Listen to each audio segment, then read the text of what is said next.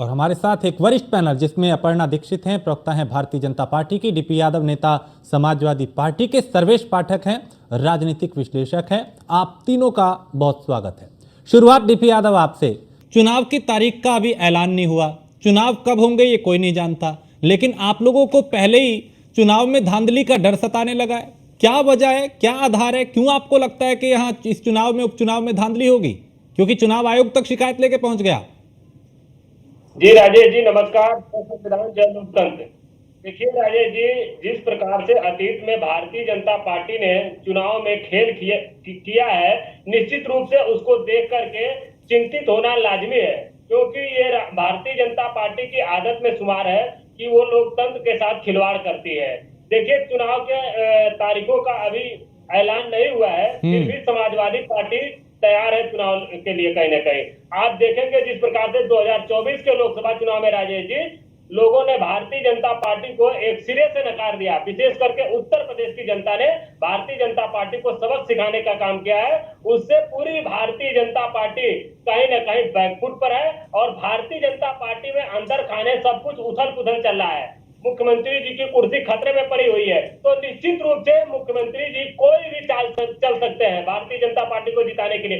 इसी के मद्देनजर हमारे वरिष्ठ नेता आदरणीय रामगोपाल यादव जी चुनाव आयोग के पास गए। उन्होंने चुनाव आयोग में शिकायत की, और सही बात है भाई, अगर हमको कहीं ना कहीं सरकार से शिकायत है, सरकार के ऊपर विश्वास नहीं है, तो हम चुनाव आयोग के पास जाएंगे।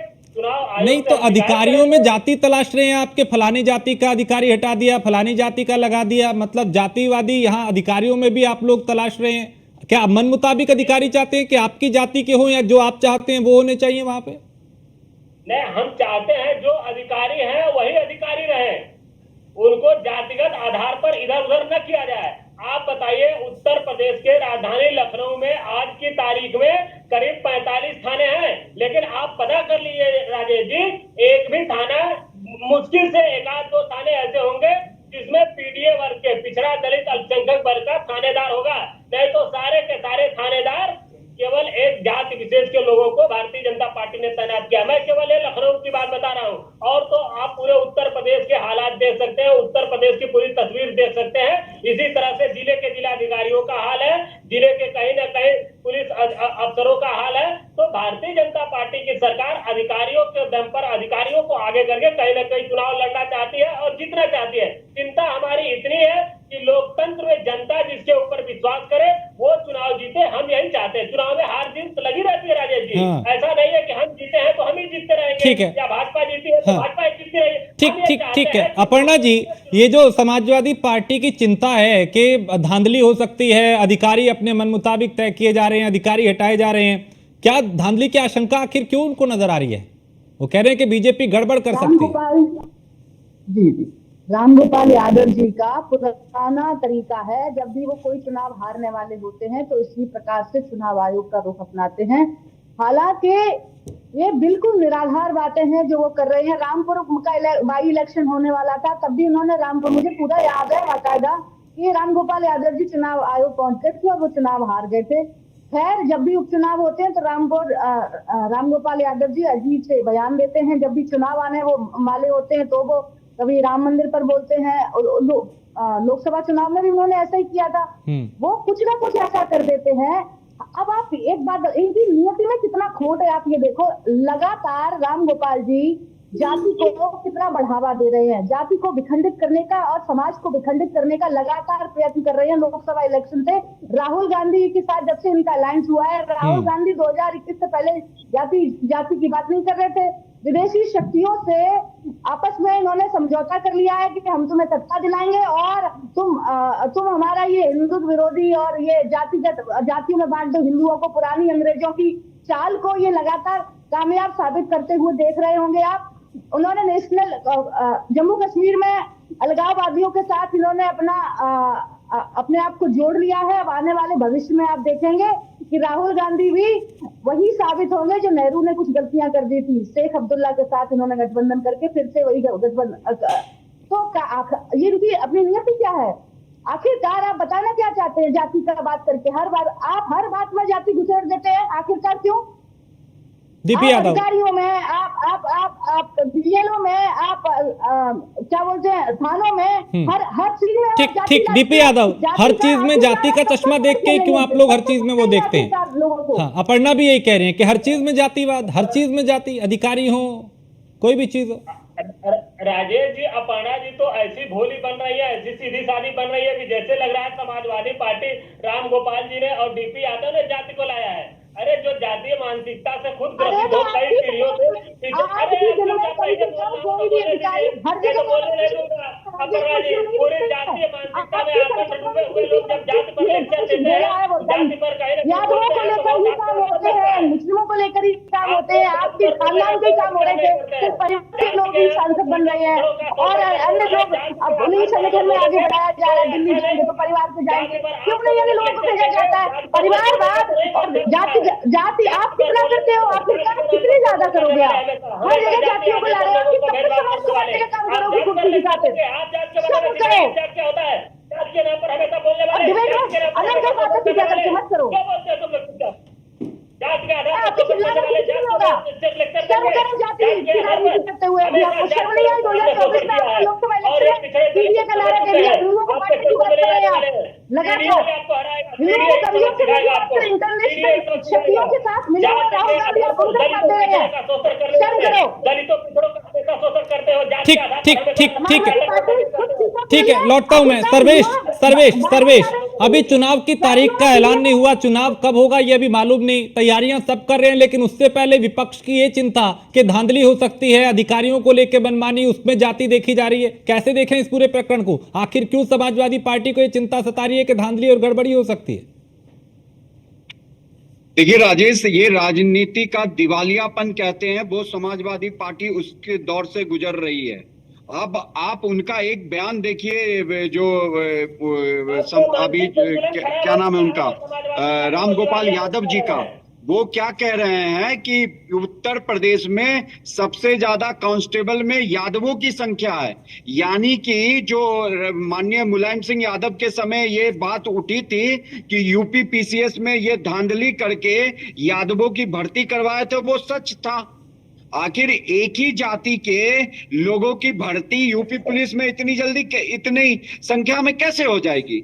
सबसे बड़ी बात है कि जितने भी क्षेत्रीय क्षेत्रप हुए हैं, जितने भी भारत के राज्यों में क्षेत्रीय दलों का जो राज्य है, वो हिंदुओं को डिवाइड किया है जातियों में और मुसलमान वोट बैंक से आगे बढ़े हैं। अब आप ये देख लीजिए कि राम गोपाल यादव हर समय अपने आप को लाइमलाइट में रखना चाहते हैं, पार्टी में उस तरीके का उनका कोई तवज्जो नहीं है, तो वो अल-बल बयान देते। आप मुझे बताइए, जो भी सरकार शासन में होता है, ये उसका अपना प्राइमरी हक होता है कि कौन से अधिकारी, कौन से आईएएस, आईपीएस कहां पे किस डिस्ट्रिक्ट में, किस ब्लॉक में किसकी ट्रांसफर की जाए। अब इस पे भी अगर विपक्षी दल सवाल उठाएगा तो ये तो बहुत राजनीतिक दिवालियापन ही हो गया कि आपके पास करने को कुछ है नहीं तो कुछ भी लेके आप शुरू हो जाओगे। मुझे बताओ ना कि अगर आपका असली जनाधार है तो अधिकारी कोई भी आ जाए, आप डरते क्यों? आपको 34 सीटें मिली ना लोकसभा इलेक्शन में। बीजेपी जो सबका साथ सबका विकास लेके चलती है, उसको हिंदुओं ने भी इस बार ठेंगा दिखाया है ना। तो बीजेपी को भी ये समझना चाहिए कि अगर बीएसपी दलितों की बात करती है, समाजवादी पार्टी कहती है कि हम पीडीए हैं, पीडीए जबकि है नहीं, यादव हम मुस्लिमों की बात करती है, तो क्यों ना बीजेपी केवल और केवल हिंदुओं की बात करके अपना राजनीति जो भारत का सबसे बड़ा राज्य है वहां पे चलाए। लेकिन नहीं, बीजेपी चारों तरफ वो अपने आप को एक अलग चीज दिखाने में लगी हुई है, और ये समाजवादी पार्टी का पहली बार नहीं है। ठीक, आपने जो शुरुआत में दिखाया जी, कि हर चुनाव से पहले बीजेपी की प्रवक्ता जी जो बोल रही थी कि राम गोपाल यादव का ये नौटंकी चलता बिल्कुल रहता ये वाला शिगुफा वो छोड़ते हैं कि कुछ गड़बड़ी होने वाली है और ये सारी। डीपी यादव, अगर आपको इतना भरोसा जनता आपके साथ है तो ऐसा आपको डर क्यों है कि कोई अधिकारी अगर इधर से उधर हो गया तो आप डगमगा जाएंगे? देखिए, जनता का तो भरोसा हमारे साथ है, जनता हम पे विश्वास करती है। लेकिन ये भारतीय जनता पार्टी माइंडेड कुछ अधिकारी है जो कहीं ना कहीं लोकतंत्र में मखौल उड़ाते हैं, लोकतंत्र को समाप्त करने का काम करते हैं और भारतीय जनता पार्टी के इशारे पर काम करते हैं। अब यहाँ पर ये राजनीतिक विश्लेषक तौर पर बैठे हैं सर्वेश पाठक जी, ये बता रहे हैं कि केवल यादव भक्त पुलिस है। अरे यादव तैयारी करता है, पिछड़ा तैयारी करता है, खून पसीना बहाता है, तो भर्ती क्या पाठक भी होते पुलिस में? क्यों नहीं पाठक भी जाते हैं पुलिस में भर्ती होने के लिए? तैयारी करें। और ये मोहतरमा बैठ करके टीवी चैनल पर के कौतो कर रही है, इनको पता नहीं रहता है कि जब सरकार आएगी समाजवादी पार्टी की, तो जो भी भारतीय जनता पार्टी के मानसिकता के अधिकारी हैं या जो भी गड़बड़ी करने का काम करते हैं उनको सबक सिखाने का काम किया जाएगा। जनता के हित में आप करिए, जनता के हित में काम करिए। आप भी कृपया करके बोलिए। हाँ, भाषा की मर्यादा। भाषा कैसे भाषा बोल सकते हैं? भाषा नहीं बोलते थे, उड़नता और उड़नता करते हैं, उड़नता करते हैं भारतीय जनता पार्टी के नेता और प्रवक्ता, केवल उड़नता करने का काम करते हैं, भाव खराब करने का काम करते हैं, जीतते हैं केवल चुनाव में गलत काम करते हैं भारतीय जनता पार्टी के। भारतीय जनता पार्टी केवल चुनाव को गलत तरीके से हथकंडा गलत अपना करके चुनाव जीतने का काम कर रही है। इसलिए हम चुनाव आयोग के पास गए, कम से कम एक बात तो रखिए, लेकिन नहीं आपको तो पहले चुनाव हो जाए, जिससे जनता के जनादेश का चीरहरण न हो, जनता के नहीं तो डीपी यादव तो फिर सवाल यही है कि आप चाहते हैं कि आपकी पसंद के अधिकारी आए, जैसा मतलब एक तरफ तो आप कह रहे हैं कि उन अधिकारियों को हटाया जा रहा है, दूसरी तरफ आप चाहते हैं कि जिन्हें आप चाहते हैं वो अधिकारी वहां पे रहें।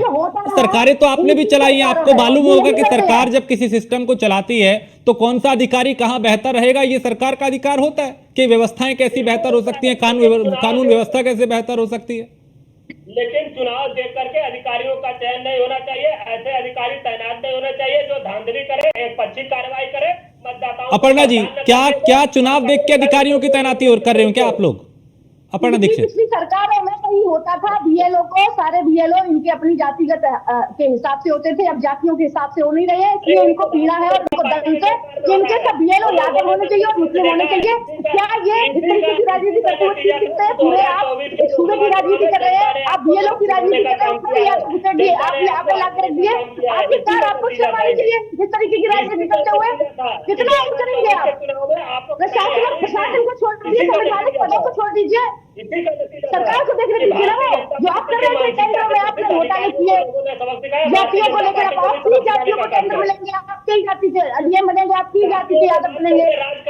पुराना सबको पता है, सबको पता है पुराना। अब लोग समझ गए हैं, अब जान चुका है दलित पिछड़ा इस देश का कि भारतीय जनता पार्टी केवल ठीक है सर्वेश, क्या ये समाजवादी पार्टी का दोहरा चेहरा नहीं है कि एक तरफ आप मुस्लिम यादव अधिकारियों को लेके कह रहे हैं कि साहब उनको हटाया जा रहा है, दूसरी तरफ क्या आप ये चाहते हैं कि आपकी पसंद के अधिकारी वहां तैनात किए जाए? क्या ये दोहरा रवैया नहीं है सर्वेश? जी हाँ, ये दोहरा चरित्र है ना। मैंने एक ही सवाल पूछा डीपी यादव जी से कि अगर आपको अपनी जनता पे भरोसा है कि आप बीजेपी को ये पूरे उपचुनाव में 10 सीटों में से 10 सीटों में विजयी होंगे तो अधिकारी कोई भी आ जाए, और जब आप सत्ता में आसीन थे तो आप अपने तरीके से अधिकारी की ट्रांसफर पोस्टिंग करते थे कि नहीं? कि उस समय की जो विपक्षी पार्टियां मुख्यतः बीएसपी रहती थी, आप उसके अकॉर्डिंग करते थे। तो ये राजनीतिक दिवालियापन डीपी यादव क्यों है? अरे अगर आपकी जनता आपके साथ है तो आप फिर चुनाव के पे भरोसा रखिए, क्योंकि उसी चुनाव से आप अभी 34 सीटें लोकसभा चुनाव में जीत के आए हैं। तो आपको अपने आप पे क्यों नहीं भरोसा होता है? और आपके अनुसार कोई भी मतलब जो सत्तारूढ़ दल है वो विपक्ष के अनुसार किसी भी सरकार की किसी भी अधिकारी की ट्रांसफर पोस्टिंग नहीं करेगी। वो उसका प्राइमरी हक होता है कि किस ऑफिसर को कहां पोस्ट किया जाए। हाँ, डीपी यादव जी, मैं यही सर्वेश पाठक जी को समझा रहा हूँ कि मुझे जनता के ऊपर विश्वास है, समाजवादी पार्टी जनता के ऊपर विश्वास करती है। चुनाव आ रहे हैं, फिर चुनाव आयोग के चक्कर क्यों काट रहे हैं जब जनता पे विश्वास है? यादव जी को भी मालूम है, वो जब ऐसा करते हैं, जब इलेक्शन हारने वाले होते हैं, उनको पहले से मालूम होता है। सर्वे आप लोग करा चुके होते हैं, समाजवादी पार्टी ने भी अपने सर्वे करा लिए और उनको भली भांति मालूम है। आप तुक्के से चुनाव जीते 2024 का, आप झूठ चुनाव जीते 2024 का, आप कहीं पर भी नहीं थे, आपका कहीं अस्तित्व नहीं था उत्तर प्रदेश में। होता तो इतना बुरा नहीं हो रहा, आप पीडीए का नारा लेकर के जातियों को बांट रहे हैं आप ये नहीं कर रहे होते, मुद्दों को लेते हो आप, जाति का सहारा नहीं लेते आप लगातार जातियों का सहारा लेते हैं, इससे कमजोरी की निशानी बोलते हैं, आप कमजोर कर रहे हैं लोगों को, फिर भी कमजोर है आप। भारतीय जनता पार्टी कभी चुनाव नहीं जीत सकती है। अगर सही तरीके से चुनाव होगा तो भारतीय जनता पार्टी कभी चुनाव नहीं जीत सकती है। अगर सही तरीके से चुनाव हो तो भारतीय जनता पार्टी कभी चुनाव जीत ही नहीं सकती है। आप सुन लीजिए, आपकी सरकार में होता होगा ये, आपकी सरकार में होता होगा महोदय, ऐसा नहीं होता है। भारतीय जनता पार्टी भाषा की मर्यादा की हमारे बोलेंगे आप क्या देखिए, इनको समाजवादी पार्टी को महिलाओं का सम्मान करना आज तक नहीं आया है। अगर महिलाओं का सम्मान करना आता तो पैनल में एक भाषा की मर्यादा होती है। महिलाओं का सम्मान हम लोग करते हैं, इनके जैसे लोगों का नहीं सम्मान करते हैं। महिलाओं का हम सम्मान करते हैं। ठीक है, अरे महिलाओं को सम्मान करते हैं, ठीक है, सम्मान करते हैं तो डीपी यादव ये भी ध्यान रखना चाहिए कि पैनल में अगर कोई महिला है तो उससे भी सम्मान पूर्वक बात की जाए, भाषा की मर्यादा में रह के अपने तर्क अपने वितर्क किए जाए। चलिए, वक्त इतना ही था। फिलहाल बहुत शुक्रिया आप तीनों का इस चर्चा में शामिल होने के लिए। लेकिन उपचुनाव से पहले समाजवादी पार्टी का ये डर कि चुनाव में गड़बड़ी हो सकती है, अधिकारियों को लेकर जो सवाल उठाए जा रहे हैं, चुनाव आयोग तक जो मामला पहुंचा, इसके पीछे क्या कोई सोची समझी राजनीति है, रणनीति है, या फिर ये समाजवादी पार्टी का दोहरा रवैया, दोहरा चरित्र, दोहरा चेहरा है कि आप जो चाहते हैं वैसे अधिकारी वहां पे तैनात कर दिए जाए।